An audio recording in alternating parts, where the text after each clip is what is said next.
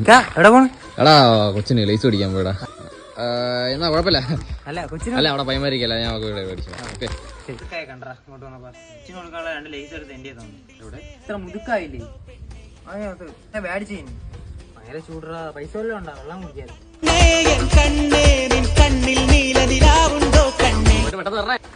എന്തോടാ രണ്ട് ലിച്ച് വേണം. ഇതൊരു കച്ചിയാ? കച്ചിയല്ലാമാ വെള്ളം.